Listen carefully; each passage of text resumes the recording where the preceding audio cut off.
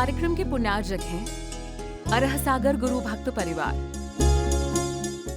आकांक्षा, भोकांक्षा, दुराकांक्षा और निहिकांक्षा। हमारा मन है, हम मन इच्छा रहित नहीं होता है।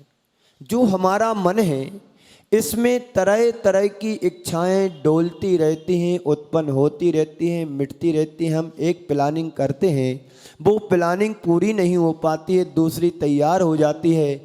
दूसरी इच्छा को हम तैयार करने की कोशिश करते हैं, पूरा करने की कोशिश करते हैं, लेकिन वह पूरी नहीं हो पाती है। अनेक अनेक इच्छाएं, भावनाएं हमारे जीवन में, आकांक्षाएं उत्पन्न होती रहती हैं। जैसे मैं यहाँ पर आपके सामने बोल रहा हूँ, यही भी एक इच्छा है।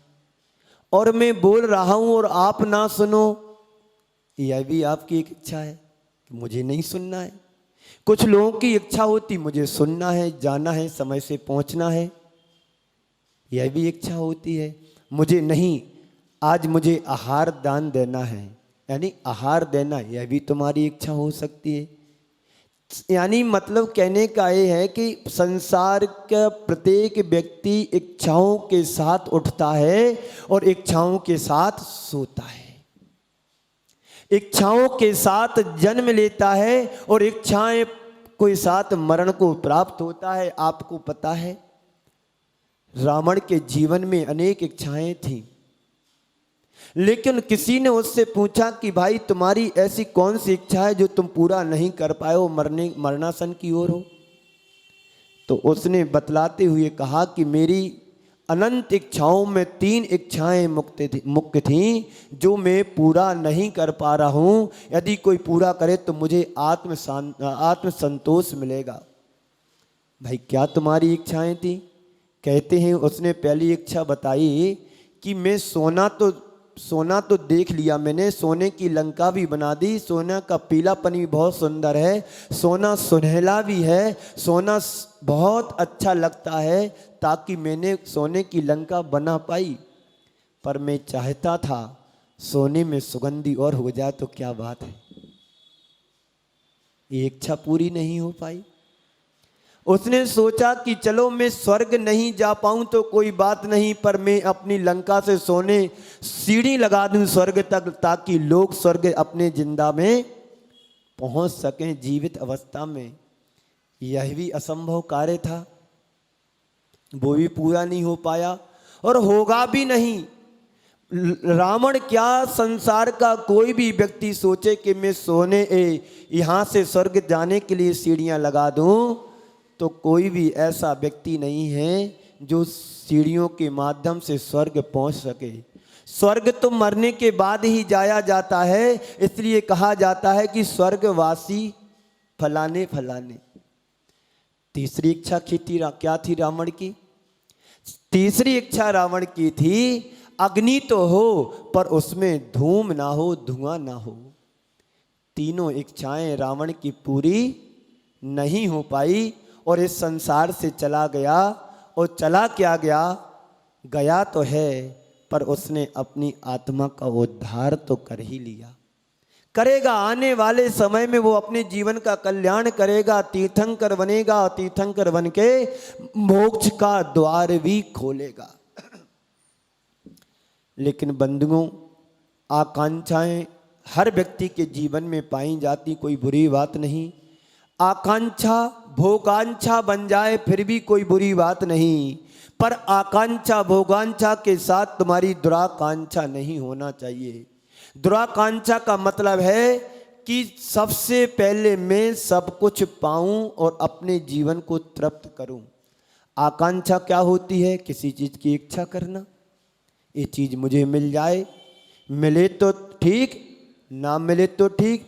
3 व्यक्ति थे, एक होटल में चाय पीने के लिए गए, ठंडी का समय था, तीनों मित्र थे, एक होटल में चाय पीने के लिए गए। आकांक्षा वाली बात है, मिले तो ठीक, ना मिले तो ठीक। ऐसे 3 वृत्ति वाले लोग थे। एक ने चाय पी कर के कप को सीधा रख दिया, दूसरे ने चाय पी, कप को उल्टा रख दिया और तीसरे ने चाय पी, कप को लिटा करके रख दिया, ना सीधा रखा ना उल्टा रखा। वहाँ के कर्मचारी ने पूछा होटल की, भाई मुझे ये समझ में बात नहीं आ रही, तुम 3 मित्र चाय पीने आए, एक ने कप सीधा रखा तो बात समझ में आती है, पीने के बाद कप सीधा रख देते हैं, कोई बात नहीं, रख दिया। ये भी समझ में आ रहा कि एक ने कप उल्टा रख दिया, चलो ठीक है कोई बात नहीं, कोई लोग उल्टा भी रख देते, पर तीसरे नंबर का व्यक्ति मुझे समझ में नहीं आ रहा है कि इसने कप को ऐसा न रख के ऐसा न रख के ऐसा क्यों रखा है। तो तीनों ने अपने अपने उत्तर दिए। ध्यान से सुनना, उसमें से हो सकते आप लोग भी हो। सबकी इच्छाएं हैं, अनंत इच्छाएं, किसी की इच्छा आज तक पूरी नहीं हुई है, होगी भी नहीं, क्योंकि इच्छाएं तो वो हैं जैसे समुद्र में लहर उठती है, एक लहर दूसरे छोर तक चली जाती है, समाप्त हो जाती, विलीन हो जाती है, पर वो एक लहर कभी उठे ना, ऐसा तो नहीं है। लहर उठती है, उत्पन्न होती है, विनष्ट होती है, उत्पन्न होती, विनष्ट होती है, संसार का चक्र है, चलता रहेगा। तो जब तीनों व्यक्तियों से पूछा गया कि ये बताओ कि तुमने कप ऐसा क्यों रखा, ऐसा क्यों रखा, लिटा करके क्यों रखा, तो पहले वाले व्यक्ति ने जो कप सीधा रखा था उसका मतलब था कहने का, मुझे अभी चाय और पीना है, चाय की मुझे चाय है क्योंकि सीधा रखा है ना। एक बार चाय पीने से तृप्त नहीं होता है। चाय कितनी सी आती है, कप में आती 50-60 ग्राम आती होगी, और इतने बड़े शरीर में 50-60 ग्राम चाय क्या असर करेगी। तो उसने सीधा रख दिया, ठंडी का समय था और चाय चाहिए, सीधा रख दिया, ठीक है कोई बात नहीं। दूसरे ने उल्टा करके रख दिया, भाई तुम ये बताओ कि तुमने उल्टा कप क्यों रखा।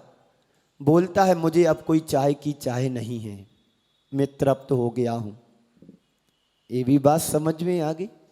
पर ये बताओ कि तुम्हें चाय चाहिए तो सीधा रखा, तुम्हें चाय नहीं चाहिए उल्टा रख दिया। पर ये बताओ तुमने आड़ा लिटा करके कप रखा है, इसका क्या मतलब है। तीसरा वाला कहता, जरा ज़्यादा दिमाग वाला था, होशियार था, बोल रहा था, भाई मिल जाए तो ठीक और ना मिले तो ठीक, लिटा के रखा है, और चाय मिलेगी तो सीधा कर दूंगा और नहीं मिले तो उल्टा कर दूंगा। एक व्यक्ति की चाह और इच्छाएं हैं, कभी शांत नहीं हो सकती हैं। इसी चाह की इच्छा में व्यक्ति पूरा जीवन व्यतीत कर देता है। आज तुमने नए कपड़े बनवाए, सिलवाए, 6 महीने बाद तुम्हारी इच्छा फिर जाग गई, अब ये वाला कपड़ा नहीं, सर्दी आ रही, नए प्रकार के, अलग प्रकार के गर्म कपड़े चाहिए। सर्दी आके चली गई, गर्मी आई, अब ये कपड़े नहीं, गर्मी के हिसाब से कपड़े चाहिए। आज हमने अलग प्रकार के व्यंजन बनवाए, ये अब नहीं, अब दूसरे शाम को अलग चाहिए, दोपहर के अलग चाहिए, सुबह के अलग व्यंजन, नाश्ता में कुछ और होना चाहिए, खाने में कुछ और होना चाहिए, और रात्रि में सोते सोते समय तो पता नहीं क्या होना चाहिए।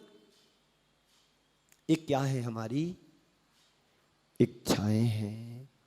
ये इच्छाएं कभी आकांक्षाएं समाप्त होने वाली नहीं है। आकांक्षा से भोगांक्षा बढ़ाने का उपाय है भोग। हर वस्तु को भोगने की इच्छा करना, बार बार पीने की इच्छा करना, खाने की इच्छा करना, सोने की इच्छा करना, पहनने की इच्छा करना, गाड़ी ड्राइविंग करने की इच्छा होना। दान देने की बात आती है तो जो धर्मात्मा होता है, सच्चा भक्त होता, सम्यक दृष्टि होता है, वो अवसर की खोज करता है, कब मुझे दान देने का अवसर मिले। और कुछ लोग ऐसे होते हैं कि दान देना ना पड़े और दान की बात आती है तो बस खिसकने की सोच लेते हैं, ये भी एक इच्छा है, मुझे देना ना पड़े। और कुछ लोग इच्छा लेकर के आते हैं, चलो आज मुझे दान करना ही करना है, कोई अवसर मिले ना मिले, पर जाकर के मंदिर में उतना पैसा गुल्लक में डाल दूंगा। ये भी तुम्हारी परमार्थ की इच्छा है। एक भोगों की इच्छा होती है, रात दिन भोगते हैं, आप पूजन में पढ़ते हैं, भोगों को इतना भोगा कि खुद को भोग बना डाला, साध और साधन का अंतर आज मैंने मिटा डाला। भोगों को इतना भोगा कि खुद को ही भोग बना डाला। और साध और साधन का अंतर मैंने आज मिटा डाला। ये भी इच्छाएं हैं, इन इच्छाओं से मुक्ति पाओ। सम्यक दर्शन का निकांक्षित अंग होता है। कल हमने निसंकित अंग की चर्चा की थी, आज निकांक्षित अंग की बात आपके सामने करने जा रहा हूं। निकांक्षित अंग का अर्थ होता है इच्छाओं से रहित, इच्छातीत बनने की प्रेरणा लेना। धर्म तुम्हारे लिए और कुछ नहीं करता है, धर्म तुम्हारे लिए यही प्रेरणा देता है कि जो तुम्हारी अनंत इच्छाएं हैं, इन इच्छाओं को अंत कैसे हो। यही निकांक्षित अंग तुम्हारे लिए इच्छाओं का अंत कराने के लिए प्रेरणा देता है। हम स्वाध्याय करते हैं, श्रावकाचार को पढ़ते हैं, वहां पर कहा गया है कर्म पर वसई शांतई दुखई रंत ऋतुदये पाप बीजे सुखे नास्ता श्रद्धा ना कांक्षणा स्मृतः। आचार्य समंत्रभद्र महाराज एक सम्यक दृष्टि की परिणति को बताते हुए कहा है कि भोगों के प्रति एक सम्यक दृष्टि की एक दृष्टि कैसी होती है। सराग सम्यक दृष्टि भोगों से मुक्त नहीं होता है, क्योंकि घर गृहस्थी में है, परिवार को बसाना है, गृहस्थी को चलाना है, तो उसकी इच्छाएं रहेंगी। लेकिन आचार्य कहते इच्छा को ही तुमने सब कुछ मान लिया तो जीवन से मुक्ति कैसे पाएंगे हम। संसार से विच्छेद कैसे संसार का विच्छेद कैसे करेंगे, संसार से छुटकारा हम कैसे पाएंगे। इच्छा हो पर इच्छा तुम्हारी भोगांछा ना बने, और भोगांछा बन भी जाए तो दुराकांक्षा तो नहीं बनने देना। दुराकांक्षा का मतलब होता है जैसे तुम्हें प्यास लगी है या कोई खाने की इच्छा हुई है, खाना प्राप्त हो गया, खा लिया, लेकिन मैं ही पूरा खाना खाऊं, दूसरे को कुछ ना मिले, मैं ही सब कुछ खा जाऊं, ये तुम्हारी दुराकांक्षा है। अपनी इच्छाओं को सीमित करते हुए जीवन को आगे बढ़ाने का मतलब होता है निकांक्षित अंग का पालन करना। निसम्यक दृष्टि जो होता है, निकांक्षित अंग का पालन वही कर पाता है जिसकी इच्छाएं हमारी मंद हो रही हों। मंद इच्छा वाला ही निकांक्षित अंग का पालन कर सकता है। इच्छाएं तो हमारे अंदर भी होती हैं, तुम्हारे अंदर भी हैं, संसार के प्रत्येक प्राणी के अंदर इच्छाएं होती हैं, लेकिन हमारी इच्छा जो होती है तुम्हारी इच्छा से हट कर के होती है। तुम जो इच्छा को मानते हो और मान करके जीवन में उतारते हो, वो तुम्हारी इच्छा आकांक्षा हो सकती है। हमारी इच्छा वो होती है कि हमारी इच्छाओं में कमी करने का आधार धर्म होता है। जैसे मैं हूं, भोजन करना, आहार करना, ये भी एक इच्छा है। लेकिन हमारे आहार करने में अंतर क्या हो, तुम्हारे आहार करने में अंतर क्या, दोनों में अंतर है। तुम मांग करके खा सकते हो, हम मांग करके नहीं खाएंगे। तुम अपने में और कुछ मिला करके खा सकते हो, लेकिन साधु संत मिला करके नहीं खाएगा, निराकांक्षा पूर्वक उसका सेवन करेगा। पेट जीवन को चलाने के लिए लेना पड़ रहा है, आप जीवन चलाने के लिए लेते हैं, हम जीवन चलाने के लिए लेते हैं, आप चलाने के लिए खाते हो। इतना अंतर है।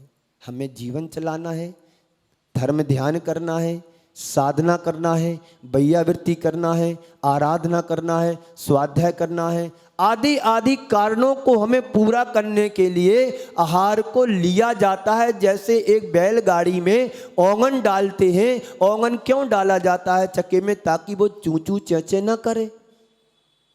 ओंगन समझते ना, पहले बैलगाड़ियां चलती थी। शरीर एक गाड़ी की तरह है, शरीर एक गाड़ी की तरह है। इस गाड़ी में यदि पेट्रोल डीजल नहीं डालेंगे तो चलेगी कैसे। आपके पास भी गाड़ी कार होगी, बोलो है, सबके पास है। बिना पेट्रोल गाड़ी डीजल की गाड़ी चल जाएगी, नहीं चलेगी। बस साधु संतों की जीवन की गाड़ी एक शरीर है। इस गाड़ी में वही ओंगन उतना डाला जाता जितना आवश्यक है। और आप लोग अपनी गाड़ी में पेट्रोल कब डालते हैं, 24 घंटे डालते रहते हो। बोलो, जब मिला तब खा लिया, जितना मिला उतना खा लिया, और कम पड़ा तो और मंगा के खा लिया और मंगा के पी लिया, घर में संतुष्ट नहीं हुए तो होटल में जा कर के ले लिया। ये भोगाकांक्षा है। इस भोगाकांक्षा से बचने का प्रयास करो, प्रयत्न करो।